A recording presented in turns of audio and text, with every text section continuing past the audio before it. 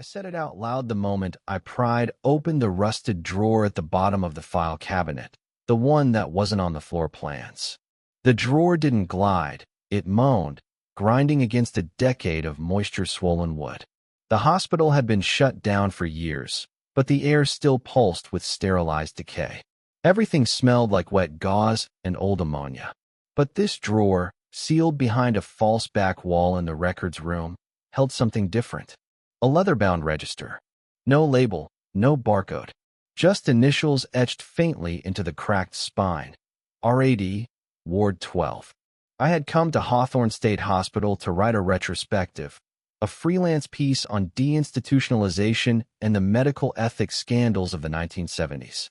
But it wasn't supposed to be this personal. I didn't tell anyone that my uncle died here, committed at 14, dead by 16. The death certificate listed failure to thrive, which even then sounded like a shrug in bureaucratic language. I thought I'd find maybe an incident report, a staff name, something human. What I found instead was a record no one admitted existed. The book was heavy, damp at the edges. Inside, names were listed in ink that had bled into the paper like bruises. Most had check marks. Others, red X's. Beside a few, someone had written dates in the margins. Not birth or death dates. Just times. 2:04 a.m.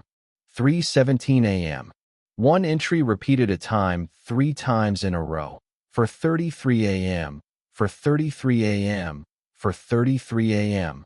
And over again, a single name kept appearing. Sometimes scrawled in the margins.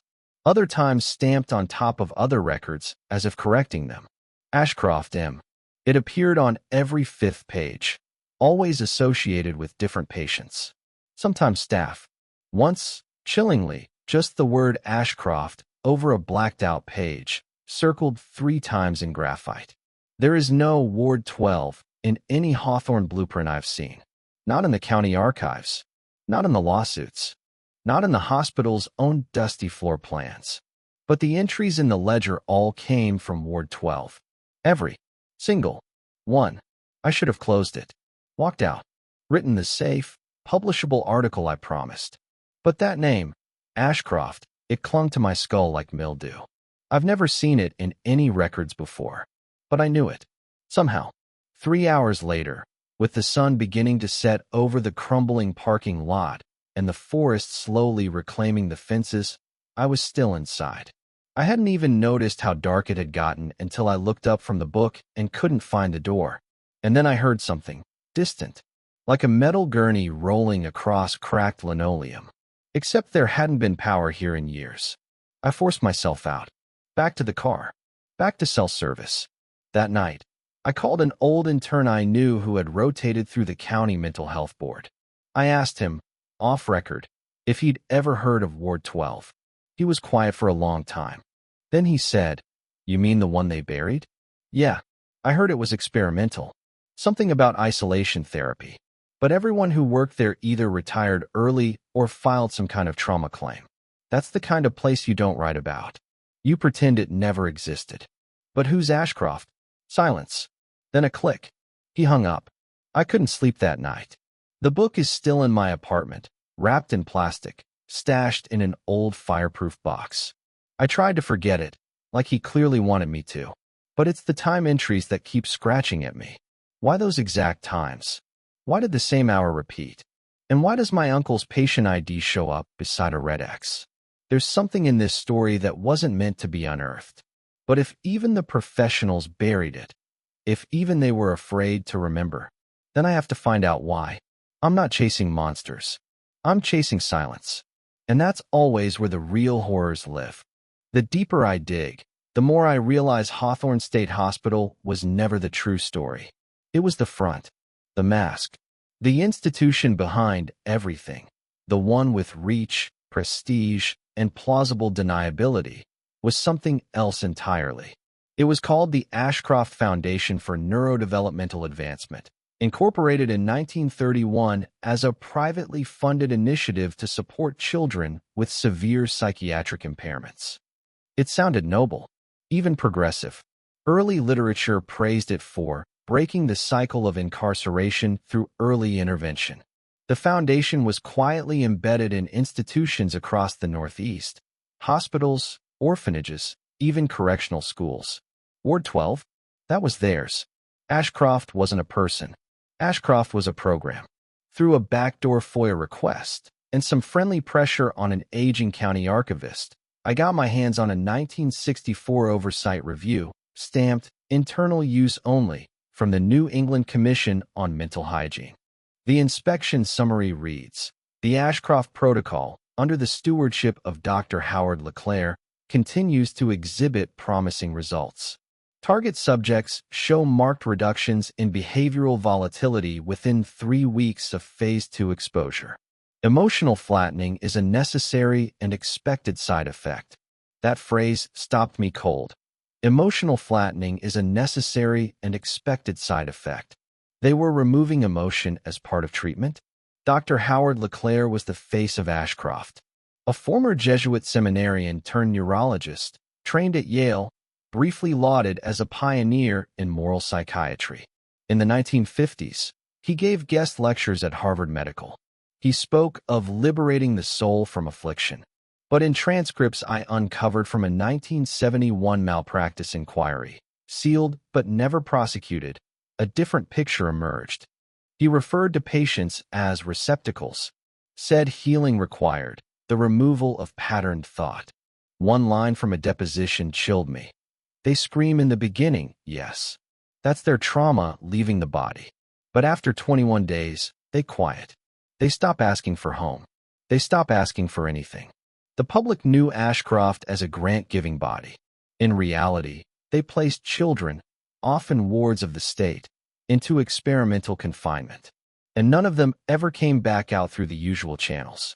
The foundation operated out of a now-demolished facility in northern Vermont, disguised as an annex of St. Vincent's Residential Clinic, a Catholic-run institution for youths burdened by spirits of unrest. The records I found were sparse, but one hand-scrawled intake ledger lists patient number 647, Marcus H., age 14, transferred from Bridgeport Orphan Asylum. My uncle. He was never supposed to be in a state hospital. He was rerouted through Ashcroft. I tracked down the only surviving nurse who worked the Vermont annex, now 86 and suffering from advanced dementia. Her daughter let me speak with her briefly. I showed her a photo of Marcus. She flinched. "Ward 12, she whispered. "God forgive us. They put the special ones there. The ones who saw things." "What things?" I asked. But she just stared at the wall, eyes full of something that looked a lot like remorse. I found architectural blueprints in a university archive mislabeled as part of a stormwater drainage project. But I recognized the corridor structure. Same layout as the hospital, only deeper. Buried. One room on the plans was labeled only with a symbol, a circle with a vertical line through it. No dimensions. No entry point. The deeper I fall into this, the more the same pattern emerges. Missing children, redacted files, transfers, with no receiving location. Everyone involved either vanished, retired to places with no forwarding address, or claimed amnesia when pressed. The Ashcroft Foundation dissolved in 1981, but only on paper. Its programs were absorbed into private sector wellness initiatives. As for Dr. LeClaire, no obituary, no grave. Only a single line in a 1984 corporate bulletin noting that Dr. Howard LeClaire's vision will continue under revised clinical oversight. I requested a site visit to the old Vermont annex, now supposedly part of a wilderness rehab program. My request was denied. The administrator replied tersely, "There are no longer any structures of concern on that property." That wording felt surgical. Structures of concern, not buildings. Not ruins.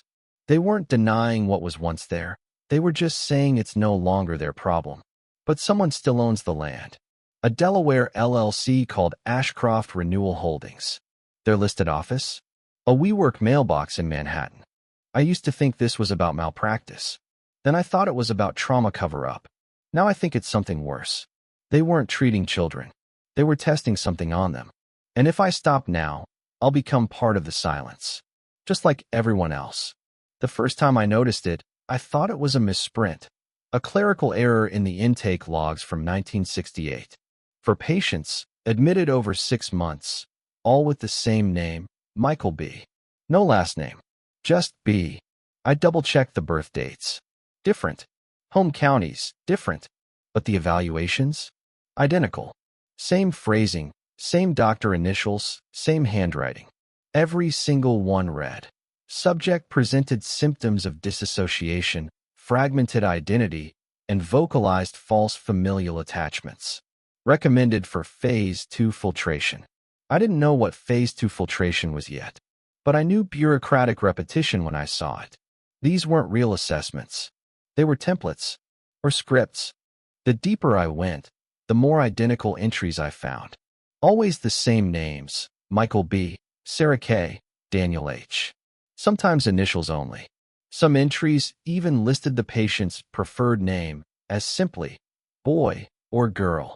Then I found a binder in a sealed county archive labeled "Do Not Transfer." Inside were letters, supposedly written by the children themselves. They were dated, some even signed in crayon, folded in squares like a child might do before slipping it under a pillow. But every letter followed the same format. Dear parent, I am doing well. The doctors are kind. I eat every day. I get stronger. Sometimes I forget things, but that's part of getting better. I love you. I miss you. Only, the handwriting didn't match the supposed age. The same awkward cursive appeared in every letter, even from patients as young as 6. And they all ended with the same closing line. Remember me if I forget myself. I copied that line down. It started looping in my head like a hymn. I reached out to a woman named Mrs. Janice Roper, now 78, who had volunteered at St. Vincent's in 1970 as part of a post-grad psych practicum. I tracked her down through an old alumni newsletter. She agreed to meet at a diner off I-91. She walked with a cane, but her memory was sharp, too sharp. When I asked her what she remembered of the children, she shook her head slowly. They weren't allowed to use names, just numbers, or sometimes colors: blue girl, red boy. They made name tags out of felt, sewn onto uniforms. You were told not to ask questions. Why? I asked. Because they told us the kids didn't have names yet, that they had to earn them, that it was part of the program. She pulled out a yellowed Polaroid from her purse. 5 children standing in a hallway, expressionless, identical gray smocks, blank tags on their chests. The walls behind them were green, tiled, like an old municipal pool. They made us take their birthdays off the calendar, she said. Said birthdays were traumatic anchors. One girl cried when she realized she hadn't had a cake in years. Next day, she was gone. We were told she'd graduated, but the bed stayed empty for weeks. I asked her if she remembered any of their real names. She looked at me, eyes wet. No, and that's what I hate the most. I should remember. I still dream about them. But in the dreams, they have no faces. I drove to the abandoned Vermont annex the next day. The wilderness rehab project that denied my access had already pulled out. The land was now state-owned again, left untended. I climbed through a side entrance, overgrown and half-collapsed. Inside, the hall smelled like moss and cold metal. Everything had been stripped out, except one room. A chapel, pale wood pews, warped and water-damaged. Candles still in rusted holders. And at the front, dozens of framed portraits, all children. But each face was nearly identical. Same vacant smile, same blank stare, same uniform. Someone had drawn XS over the nameplates in black marker. At the back of the chapel, I found something I haven't told anyone about. Not until now. A locked room, not with a key, but with a push bar, as if meant to be easily escaped. I pried it open with a crowbar I brought just in case. Inside, it was completely dark, but as my flashlight swept across the floor, I froze. Rows of unclaimed suitcases, dozens of them, each tagged with nothing but a number. Some were tiny, child-sized, others clearly packed by teenagers. A few were battered and near bursting, as if someone had tried to pack everything they owned. but all of them were coated in the same fine layer of dust, as if waiting for owners who had never returned. At the far end of the room, there was a mirror, cracked down the center, etched faintly into the surface. Someone had scratched a single word with a key. Stay. But I didn't. I closed the door, and I left. I still see that mirror in my sleep. Sometimes when I wake up, I don't remember my own name for a few seconds. Just that word. I returned to the annex under the pretense of environmental assessment. The state doesn't care who walks an old ruin, as long as you don't make noise. This time, I came prepared. Camera, infrared scanner, bolt cutters, and a map I'd stitched together from decades of mismatched floor plans. Every blueprint disagreed with the others. Some rooms appeared, vanished, then reappeared later under different names. A hallway labeled sensory wing in a 1959 plan became non-response observation in a 1970 layout, yet the room dimensions remained exactly the same. Worse, there were architectural impossibilities, staircases that doubled back into themselves, sublevels with no known access point, and one annotation, handwritten, faint, that simply said, "Keep them underground until they forget the sky." The real facility wasn't above ground. It was beneath it. Behind the former cafeteria, I found a boarded-over dumbwaiter shaft. It had been sealed from the top, nailed shut with steel plates and cemented edges. I pried it loose, a painful, splintering job, and discovered a narrow ladder descending into cold, unmapped dark. I lowered myself in. 16 rungs down, my foot touched soft earth. The chamber smelled like iron and mildew. My flashlight beam caught a name carved into the wall, over and over. Ashcroft, some neat and square, others childlike, desperate. I moved forward, pushing through cobwebs and collapsed stone until I reached a long tunnel. Original foundation brick, reinforced with post-war concrete. Someone had tried to modernize this. But the deeper I went, the older it felt. Doors lined the corridor, not metal, but wood, each with a slit at eye level and numbered with faded brass. No doorknobs, only a latch on the outside, like pins in a kennel. One door was partially ajar. Room 7. Inside, a chair, bolted to the floor. Leather restraints, worn thin. And in the far corner, a mirror. It was cracked but intact. My reflection looked wrong, slower than my movement. When I raised my hand, my mirrored self hesitated a second too long. Then its eyes shifted, not away, but deeper inward, like it was looking past me. I stepped back. The mirror fogged. From the condensation, 3 words emerged, traced slowly from the inside. Don't look down. I did anyway. Beneath the chair, the floorboards had been scratched, not carved, as if dozens of fingernails had worn them over time. Most were hash marks. But in one corner, I found something else, a spiral. Tight, deliberate, recursive, like someone trying to draw themselves inward. I moved on. Deeper. I found a medical journal beneath a collapsed cabinet in what looked like an old records room. The leather was warped, the ink faded, but it was still legible. It belonged to a Dr. Merrill Vaughn, a junior staff physician from 1962. His last entry read, "They say the therapy works, but they never return the ones we lose." I watched a girl sit in the silence chamber for 8 days without moving. On the 9th, she began to hum in a pattern none of us could decipher. On the 10th, she no longer knew the word for mother. On the 11th, she forgot how to blink. He continued, "The mirrors do not reflect. They listen. They record. They send back only what you try hardest to forget." That was the first time someone else mentioned the mirrors. That meant I wasn't imagining them. The hallway ended at a rusted elevator shaft. I leaned inside. The cable had long since rotted. The floor below wasn't visible, just more dark. But the strange part wasn't the shaft, it was the wall behind it. A mural, hidden until now. Children, lined up in rows, each holding a candle. Eyes closed. Beneath them, the inscription, "Oblivion is peace." The mural had been painted over, but whatever was used, some chalky white lime, had failed to hide the brushstrokes. It looked like it had bled through. I lit one of the old votive candles from the chapel, just for light. I turned away for a moment to read another plaque, and when I looked back, the candle was standing upright, lit, but I hadn't touched it. Then footsteps. Not behind me, not ahead, above, deliberate, slow, echoing. I aimed the flashlight upward, into the shaft. Nothing. No dust disturbed. No movement. But the sound continued, as if someone was walking slowly in a circle, just above the ceiling, pacing. When I finally turned back, the mural was gone. The wall was blank again. The candle? Extinguished. I climbed out of the tunnel an hour later, soaked in cold sweat. The air above ground felt like fire against my skin.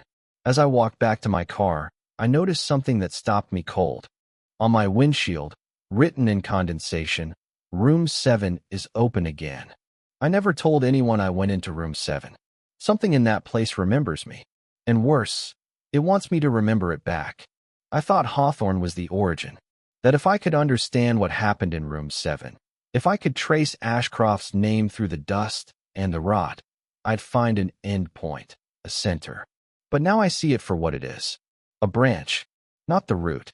It began with a ledger I discovered in a condemned wing of the Vermont Annex, buried behind a false wall lined with fire-retardant foam. The book wasn't official. It had no hospital logo or institutional stamps. It was hand-stitched, wrapped in black oilcloth. Inside, rows of transfers, but not from within Hawthorne. These were movements between facilities, not just in Vermont or Connecticut, but nationwide. The entries listed places I'd never heard of: Larkspur House, UT, Delta 12 arrival confirmed, Marrow Glen, KY, Initiate Veil Cycle, ST, Elfrida's Retreat, MT, Unscheduled Return, 1 silent. Each entry had a symbol beside it, the same sigil I saw scratched beneath the mirror in Room 7. A circle bisected by a vertical line, with a second, smaller circle nested below it like a drop of water. At first I thought it was an institutional seal. Then I realized it was an emblem, a mark of belonging. Not just belonging to Ashcroft, but to something older. I overlaid the listed locations onto a U.S. map.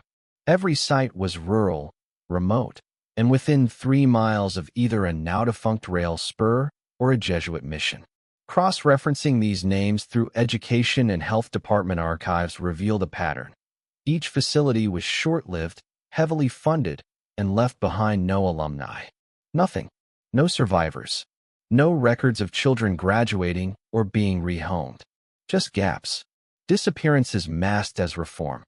Through a back channel from a trauma historian at a Boston university, someone who reached out anonymously after I published a blog post about erased wards, I received scanned pages from a 1942 internal memo belonging to the Order of the Fifth Veil, an alleged ecclesiastical research body later disavowed by the Vatican. Most believe it was fiction, a Cold War-era fever dream. But the scan said otherwise. One page read, "The Fifth Veil remains intact across all participating sites. The procession must continue. Those marked with silent birthright are to be filtered, divided, and kept in veiled chambers until response is null." And then, Ashcroft Protocol approved for cross-institutional trial. Caretakers instructed to maintain phrase conditioning. Emotion is to be shorn. Self must dissolve. Phrase conditioning. I remembered the letters. I miss you. I love you. Remember me if I forget myself. They weren't written by the children. They were written for them. Scripted phrases drilled into every location, meant to fake continuity. To convince families, caseworkers, maybe even the children themselves, that someone was still in control. And it went deeper. Buried in a misfiled court exhibit from a 1978 investigation into Larkspur House in Utah, dismissed as inconclusive, I found a redacted intake form with a familiar name, R.H. Ashford. My great-grandfather. It wasn't a mistake. I cross-referenced the Social Security number. It was him. I'd never known where he came from. My family said he was adopted. Quiet. Always afraid of hospitals. Died in 1986, years before I was born. But this form listed him as a return case to Larkspur. meaning he'd been moved from another facility. Hawthorne. The rot wasn't just something I uncovered. It was something I came from. My blood ran through this system. That's why I remembered the name Ashcroft before I saw it in writing. That's why the mirror responded. That's why I dream in spirals now. I found an unlisted URL scrawled in the margin of a file photo, possibly added by a whistleblower.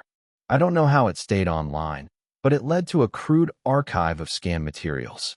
All water-damaged, many torn, but damning in scope. Floor plans from St. Elfrida's, patient art from Marrow Glen, a song sheet from the Daughters of Silence, a separate order I hadn't yet connected. Their logo, a cloaked woman with no face, hands covering a child's eyes. The children drew her, again and again. The same image, across states, across decades. Always the same line underneath. She watches while you forget. In a recovered intake film reel dated 1955, I watched 4 children being processed into what looked like a chapel dormitory. Their heads were shaved. Uniforms identical. A caretaker handed each one a candle. The footage ended with all of them standing in a circle. Silent. Unmoving. Then the reel cut. And on the leader tape, one handwritten phrase. Cycle 33 complete. Prepare cycle 34. They weren't just breaking children. They were harvesting silence. Across generations. Across institutions. And no one had ever stopped it. The names may have changed. The buildings may have crumbled. But the ritual, the procession, it continued. And I had just found the next site on the list. The final site was tucked behind a shuttered seminary in northern Pennsylvania, St. Callista's home for temperamentally afflicted youth, listed in one Ashcroft document under the code Cycle 34, active. It wasn't on maps. The church was condemned, listed under the diocese as unsafe for entry, but behind it, through a chain of locked gates and ivy-choked fencing, the building still stood. Low, brown brick, slate roof. Windows painted shut. I broke in just after midnight. Inside, the floors groaned with every step. The air was warm, too warm, stale, as if breath still hung there. A smell like wax and dried milk clung to the walls. The facility had power, weak, humming. Emergency lights flickered red. Someone was still here. I followed the corridor to a lit room. Inside, behind a window of old security glass, a girl sat cross-legged on the floor, maybe 10 years old. Pale uniform, eyes closed. A candle burned at her feet. No one else in sight. Then I saw the old camera in the corner, recording. The monitor beside it showed a timestamp, live feed, phase I adherence underneath, a name I hadn't expected. Case number 0709, M. Hallbrook. My last name. She opened her eyes, looked directly at me, and said, calmly, "You're late." I forced the door open. Inside, she didn't move. She just pointed to a tray beside the candle, blank cards, a dull pencil, and a small, leather-bound book titled Memory Discipline. Ashcroft Revised 1981. The first page had only a single line. "You must forget to be forgiven." Then the girl spoke again. "They said you would come. They said if anyone ever did, it would be blood." I crouched beside her, throat tight. "How long have you been here?" "I don't remember." "That's the point." She picked up a card and handed it to me. It read, "Will it matter if I get out?" That broke something in me. I wanted to rip the place apart, find whoever was behind this, scream their names until the sky split open. But there was no one left. Just her. Just me. And the room where they were preparing to erase her. I found the control panel in the adjacent chamber, dozens of video files, catalogs of children speaking on camera, repeating affirmations in soft monotones. I don't miss them. I don't miss them. I never had a name. The most recent file had no timestamp. It played automatically when I opened the feed. The video began in a stone chamber I recognized from Hawthorne's sub-basement, the old silence room. A girl sat at the center, humming a discordant tune. A voice from off-screen said, "Proceed with Phase 3. The lights dimmed. The humming stopped. Then the screen went black, and a message faded in. If they remember, the whole system breaks. We made sure they won't. I could feel it, The weight of history, of cycles stretching back through the decades, carved into stone and sealed behind theology, medical progress, and bureaucracy. This wasn't just abuse. It was a design.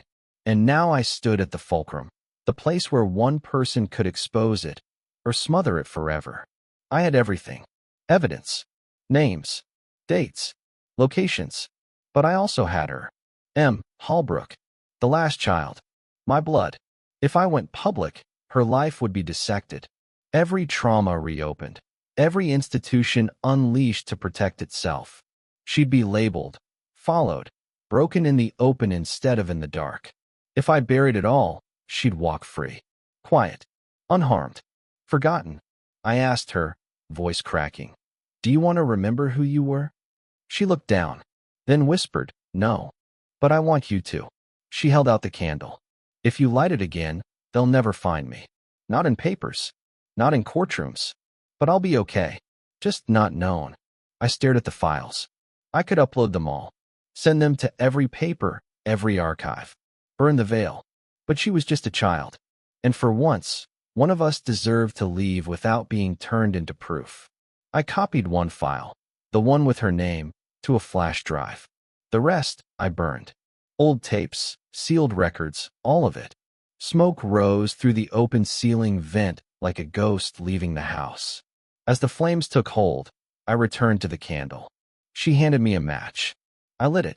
She closed her eyes. The room glowed briefly, and then she was gone. No smoke, no sound, just an empty floor and the candle still flickering, undisturbed. I locked the room behind me, buried the key, left the building, and as I walked back into the night, I realized I'd done the one thing no one before me had. I remembered, and I let someone forget.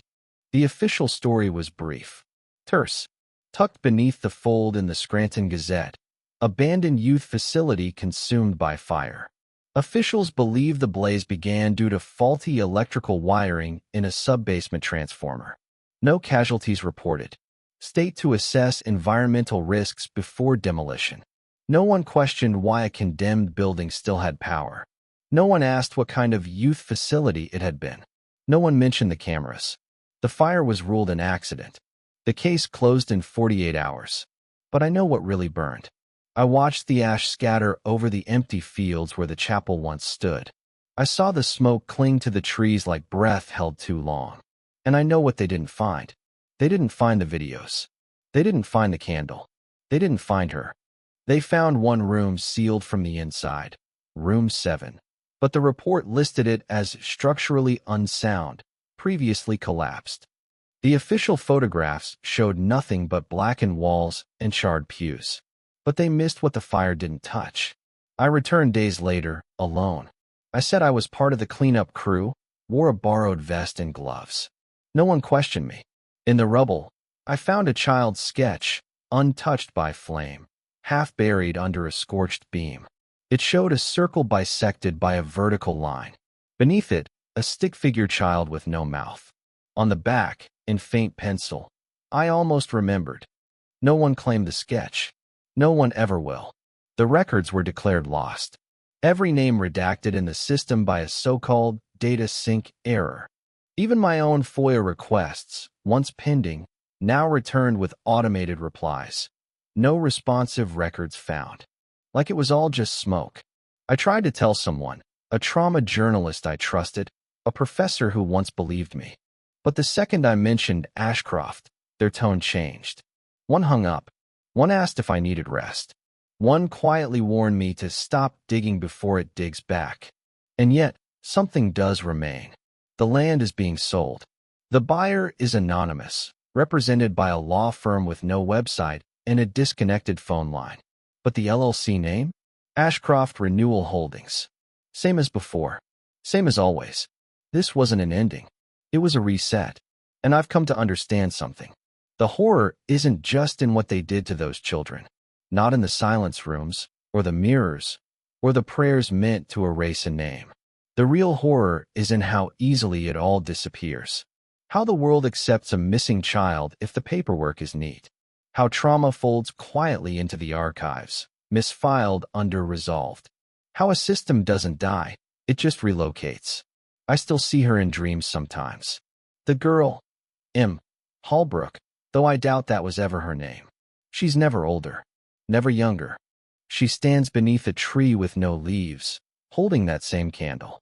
She never speaks. She doesn't have to, because I remember, and that is enough to curse or preserve. I still have the flash drive, tucked into the false bottom of my desk drawer. It holds her file, her voice. Just one entry. Her final words before I opened the door that day. If no one comes, I'll be no one forever. I haven't decided what to do with it. Maybe one day I'll release it. Maybe I'll bury it. Maybe it's not my choice anymore. There is a box now beside my bed. Fireproof. Empty except for one thing, the ash-blackened sketch. It's the only proof I have that something lived through all this. Something that almost remembered. I've started drawing the symbol too, without realizing. On napkins. On windows. In condensation. The circle and the line. The drop beneath it. I don't know what it means, but I know what it wants. It wants to be remembered.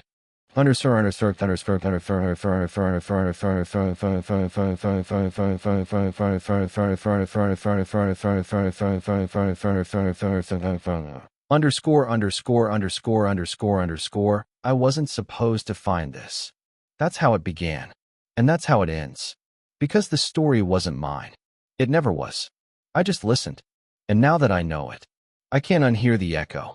Not ever. Not even in the silence.